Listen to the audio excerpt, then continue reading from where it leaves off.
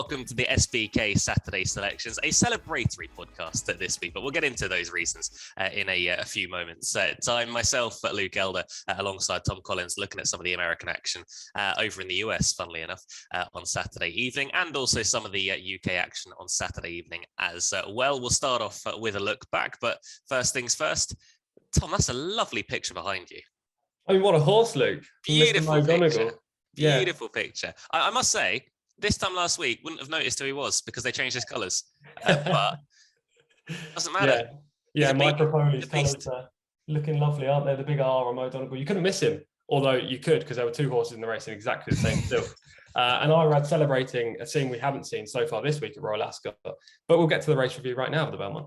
Yeah, it goes from celebrating to tears with Irad in the past week or so. But we won't get onto that too much. But Mo Donegal, to be fair, we had been on about it, or him, since the very first podcast we did, which was the Kentucky Derby. I think the preview that we did of Mo Donegal was, he probably won't win this, but he'll win the Belmont. And for once we were right. So this is the final podcast ever. We're going to quit here, and then that'll be us done. Yeah, it was 6 weeks in waiting, wasn't it? We were talking about Mo Donegal. I think every single episode we mentioned him in one way or another. And usually when two people like ourselves fancy the same horse from a long way out, it all goes pear-shaped. So, you know what? It was quite refreshing to see Mo Donegal actually win the Belmont. It was a great ride. I know Irad's been slated for some rides at Ascot, as I've just mentioned, and rightly so in a couple of instances. But this ride on Mo Donegal, if you're doubting Irad Ortiz's talent, just watch the Belmont again. He was pitch perfect at every single point. Thought Ness ran a great race in second. She stumbled at the start, had to be rushed up, was caught in traffic turning for home. But Mo Donegal was the best horse. He relished the trip. I'm so glad he won because we needed another winner on this pod. We're now flying in the US Stakes, Luke. We've got to keep up this week. Absolutely. And we've got a small field race to look forward to this week in the Poker Stakes, but we'll get to that in a few moments. I want to do a recap of the race for the Belmont, but to be honest, Mo Donegal was just much the best in the contest. I love him.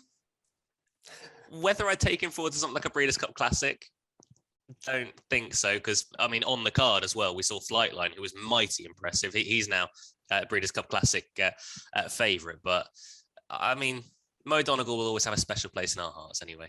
Oh, 100%. He's the horse that we've got to stay loyal at some point with Mo Donegal, just because he's rewarded us. Usually in punting, you shouldn't be heart over head, but I think in the case of Mo Donegal, we have to be. It was a good race. It wasn't a great race. Ness ran well, but she's a filly, and fillies don't tend to do well in the Belmont. She finished a good second and a clear-cut second ahead of Skippy Longstocking. We the people, disappointing, got the run of the race out in front as expected, had nothing left in the straight. Barber Road, disappointing. Rich Strike never had a chance. We thought that might be the case from the position and the pace setup, but he was out the back early and never even featured. You mentioned a horse called Flightline. I'm going to mention another horse called Jack Christopher. Two horses we're 100% going to be covering in this podcast over the next few months.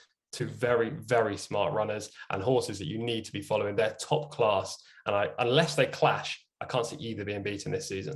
Yeah, just very quickly on Jack Christopher, with the star sort of performance, I was on a different sort of form of media per se.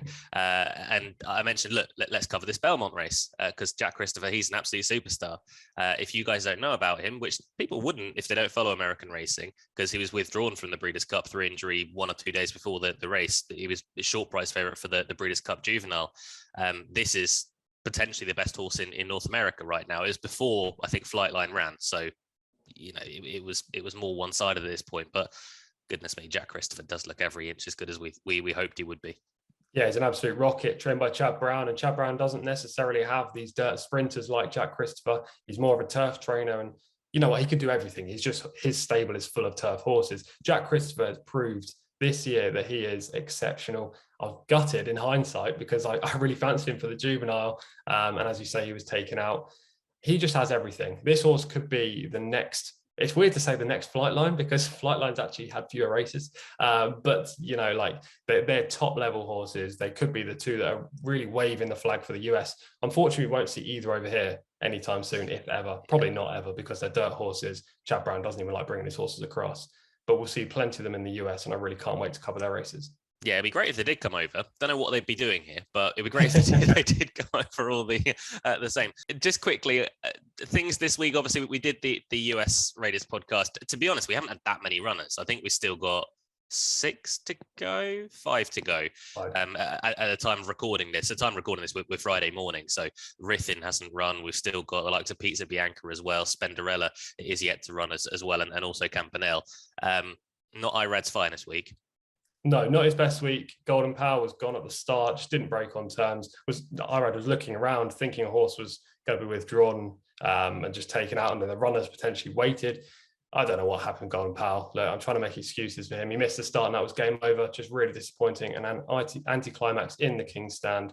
The other horses, I thought Love Reigns actually ran really well, and probably the one okay ride. I know you didn't think it was very good because he was looking left, right, and centre throughout the race. But I thought Love Reigns actually ran a very respectable race in fourth, probably better than I thought she would from the position she was in at halfway. The other horses just no shows so far. I really hope that Pizza Bianca or Campanelle or someone over these next 2 days will actually show up for the US and run well in first or second. Yeah, there's no point in me saying it, but I still do think Rithon will run a big race. We can record two ends to this. At least Tom Irad managed to pick up things at the end of the week and ended on a bit of a high. That was great, wasn't it? Yeah, that's fantastic. Irad's done brilliantly well this week. Yeah. Alternative, what on earth was Irad doing? 5 real stinkers. Yeah, he's had a howler, Luke. God knows. Go back to America, Irad. Yeah, just edit whatever happens into that. We'll go into Saturday night's racing. We've got the poker stakes upcoming. You a poker player at all? I don't mind it. I used to play a little bit of poker. I haven't played for a long time actually, but I don't mind it. Quite a nice game. I'll be honest, never a game I've got into or played. You haven't played it once? Like on my phone, but I had no idea what I was doing. That's unbelievable. We need to go to the casino one time. I'll be on like the blackjack table going, trying to add up to 21. That's hard enough. But the poker stakes is the 827 at Belmont Park. Only 5 runners in there. We'll do our normal runner by runner, but it shouldn't take us too long because there are only 5 runners in there. And the first one for me is a familiar name as well in Mason, who used to be trained over in Ireland, had some decent form as well.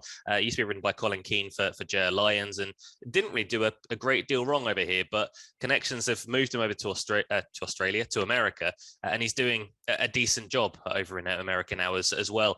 Managed to finish second on his first start over there. That was behind Shell Spate at Keeneland. Smooth Like Straight was back in third. That was a very good run. Shell Spate just managed to run him down late on in the piece, and Shell Spate, I'm pretty sure, will go on to bigger and better things. He's actually entered on dirt at Belmont, maybe even this weekend actually, upcoming. But the time after, basically just a throw-in race. It was a bit of a poor turnout. There was only 3 runners in the field, but Duke of Hazard, a horse that we know from over on these shores, was back in second. Wolfie's Dynaghost was in there as well, a horse who we will see here. But I think this is a golden opportunity, Tom, for Mason.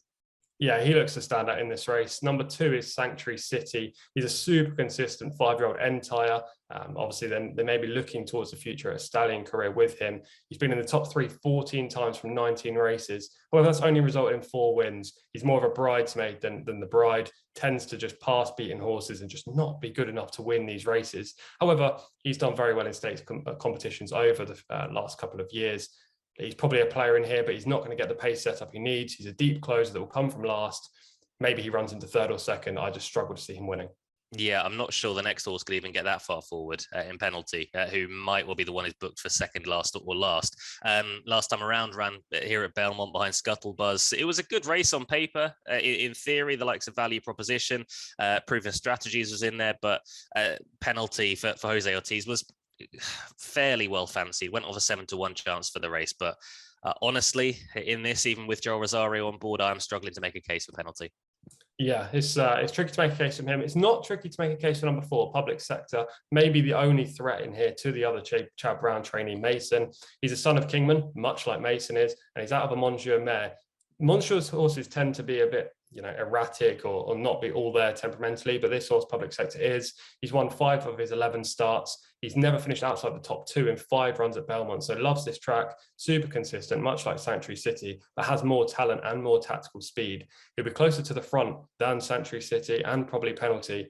I don't know if he can outkick Mason, but he's a major player. It's worth noting, though, with Public Sector that he's also entered in the Grade 3 at Monmouth, the Monmouth Stakes this Saturday. It looks like he's going to run in this race, the Poker Stakes at Belmont Park, but just bear that in mind in case Chad Brown does decide to reroute him. If he does, Mason's going to be a very short price.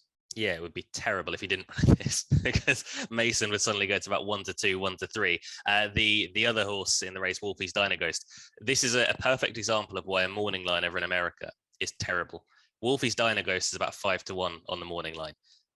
33s, 40s, name your price effectively, because his last few efforts, it was okay 2 runs ago. He ran, obviously, as I mentioned, in that Duke of Hazzard and Mason race last time around, and he was absolutely stuffed. He did travel through the race okay, but then he got completely outclassed at the end of things, and there's no reason why that should change here. But at his grade, he's none too bad. Did run a decent second in the Appleton Stakes down at Gulfstream, but this is a completely different proposition, and it's tough to give Wolfie's Dynaghost a chance. But at least I got to talk about Mason in that. One strong chance, and 2 that I give no chance to whatsoever. A preview of the race that really shouldn't take all too long either, Tom, because as you say, Mason, he was a horse that you liked a couple of outings ago. He just got collared on the line, but he's still a very classy individual, and maybe not the top class in the miling sphere on turf over in America, but he's not far from it.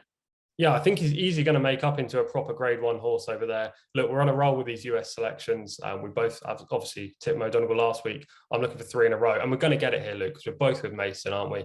He's the horse to beat. There is no way he's going to go for 6-5, even if Public Sector does run in this race. It's worth noting with the morning lines, I'm willing to bypass this probably poor morning line, because David Aragona, who usually makes the morning lines in New York, is away for the week, so someone is replacing him. Therefore, they got the intern in this week. Exactly that. They're not as accurate as expected. I fully expect Mason to go off around 4-7, maybe even shorter, even if Public Sector's in the field. It looks a 2-horse race to me.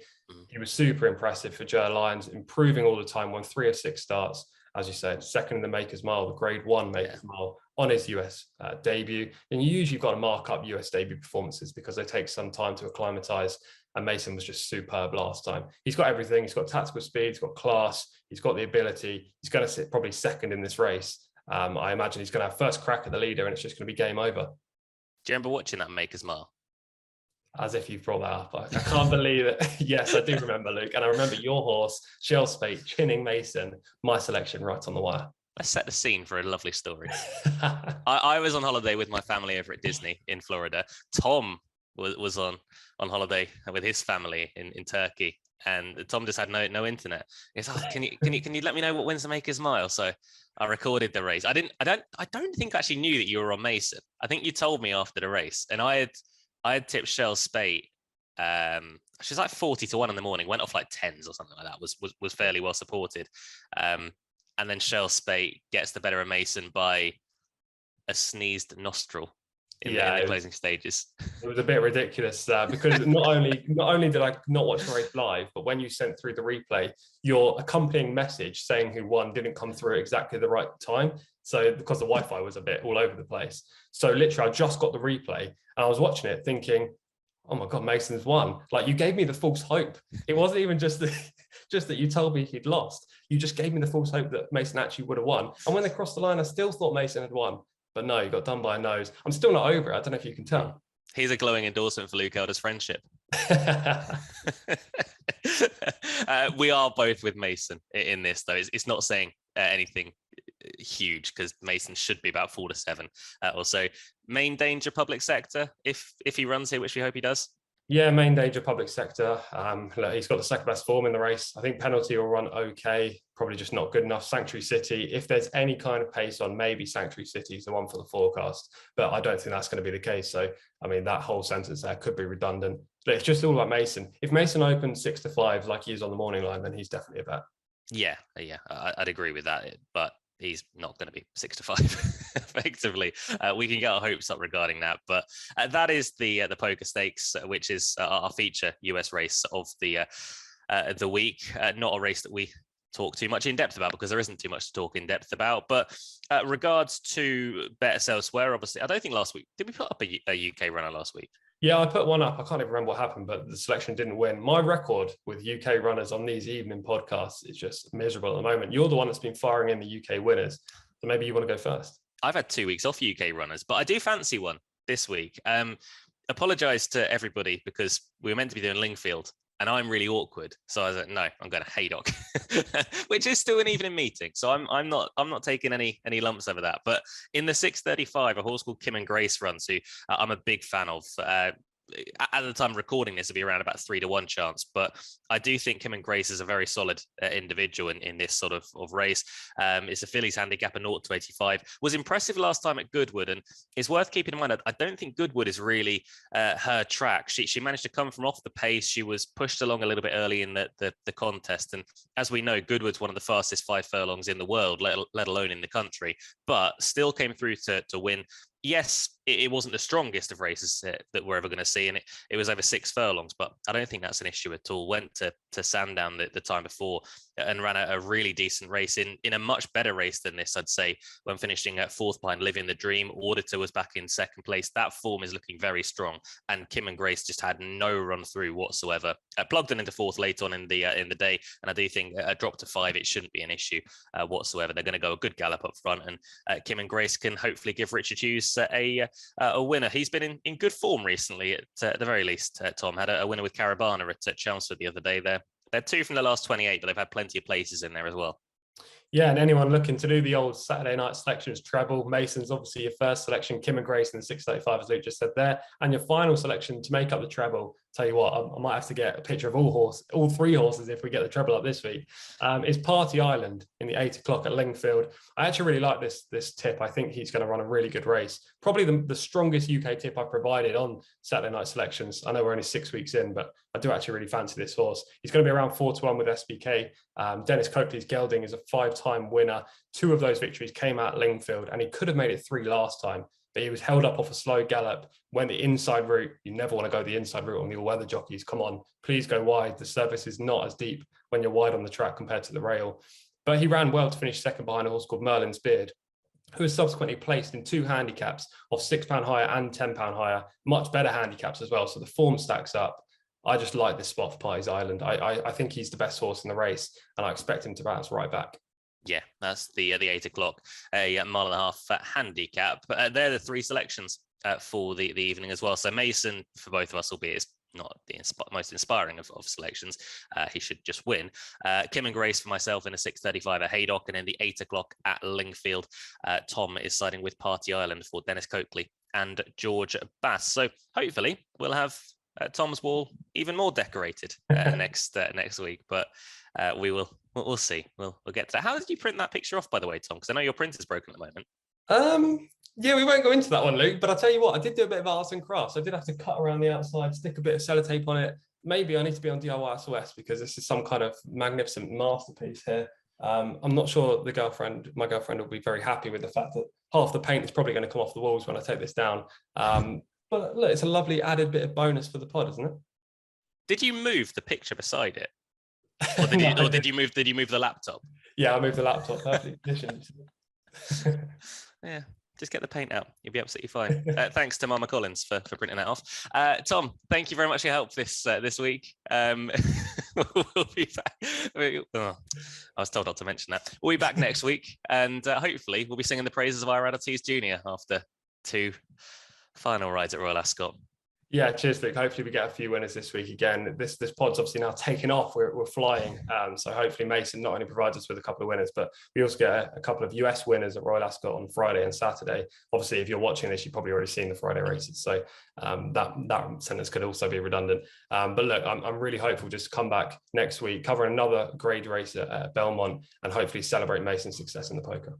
Yeah, absolutely. And don't forget, new SBK customers will get £30 in free bets by depositing at £10. Could be something you play on our treble for the Saturday evening. It could also be something you try and play on the final few American runners at Royal Ascot. Best of luck whatever you do decide to do this weekend. Myself and Tom, we're back every single week. If you're watching this on YouTube, do give it a like, thumbs up, a comment down below. Well done to Tom Leach, by the way, in the comment section for having Mo Donegal as well. Hopefully 1 or 2 more winners, maybe 3 this week. But until we see you next week, have a very good week. Enjoy the sun as well. It is absolutely lovely outside, but stay safe. Look after one another. Goodbye.